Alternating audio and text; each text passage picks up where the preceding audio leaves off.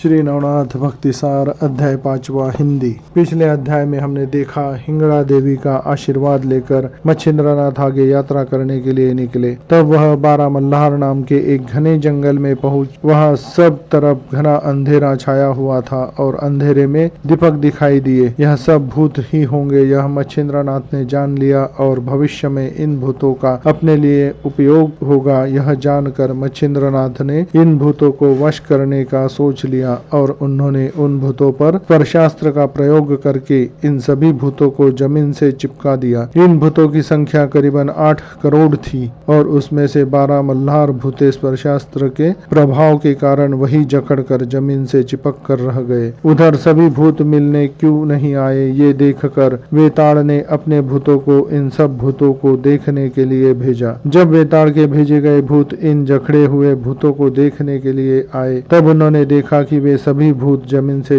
जकड़कर चिपके हुए हैं। यह देखकर इन भूतों की यह अवस्था किसने की, इसकी जानकारी लेने निकले। तब जंगल में उन्हें ध्यानावस्था में बैठे हुए मच्छिंद्रनाथ दिखे। अपने साथी भूतों की यह अवस्था इसी योगी ने की है, यह वे सब भूत समझ गए और वह सभी भूत मच्छिंद्रनाथ के पास आकर मच्छिंद्रनाथ को नम्रता पूर्वक बोलते हैं, हम सभी हमारे स्वामी वेताड़ से मिलने के लिए जा रहे हैं, लेकिन आपके दिव्य अस्त्र के प्रभाव के कारण हमारे बाकी साथीदार यह जखड़ी अवस्था में जमीन पर चिपक कर बैठे हैं। इनकी तरफ से हम आपसे माफी मांगते हैं, आप कृपया इन सब को छोड़ दीजिए। यदि हम लोग वेताड़ के पास नहीं जाएंगे तो वेताड़ हमें सजा देंगे, वह बहुत शक्तिशाली है और यदि वेताड़ को आपके बारे में पता चला तो वेताड़ आपसे लड़ाई करेगा। वेताड़ को जब यह बात पता चली तब वेताड़ ने अपनी भूत सेना मच्छिंद्रनाथ पर मारने के आदेश से भेजी, किंतु मच्छिंद्रनाथ पहले से होशियार थे। उन्होंने वज्रास्त्र का प्रयोग करके अपना शरीर वज्र समान कर लिया। भूतों ने मच्छिंद्रनाथ पर अग्नि अस्त्र का प्रयोग किया, परंतु मच्छिंद्रनाथ ने पर्जन्यास्त्र का प्रयोग किया, जिससे अग्नि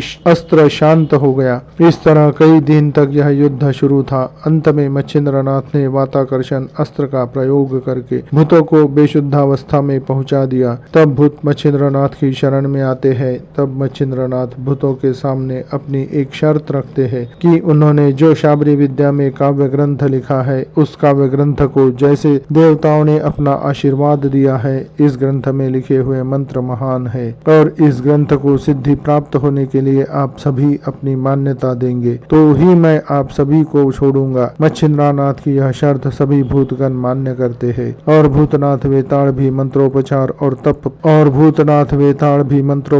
और तप जप की विस्तृत जानकारी मच्छिंद्रनाथ को देते हैं और सभी मच्छिंद्रनाथ को प्रणाम करते हैं। भूतों का राजा वेताड़ भी मच्छिंद्रनाथ से मिलता है और दोनों में दोस्ती का नाता जुड़ता है। मच्छिंद्रनाथ भूतों को आज्ञा देते हैं कि उनके साथ हुए युद्ध की कथा जो भी भक्त अपने पास रखेगा उसे आप लोग कभी भी परेशान नहीं करोगे और उसे सभी प्रकार से सहायता करोगे और उसके परिवार में किसी को भी कभी भूत बाधा नहीं होगी। उसके परिवार की तुम सदा रक्षा करोगे, ऐसा वचन दो। तब वे सभी भूत मच्छिंद्रनाथ को वचन देते हैं। इस अध्याय का पठन श्रवण करने से परिवार में किसी को भी कभी भूत बाधा नहीं होती है और यदि हुई है तो दूर हो जाएगी, ऐसा ग्रंथ में बताया है।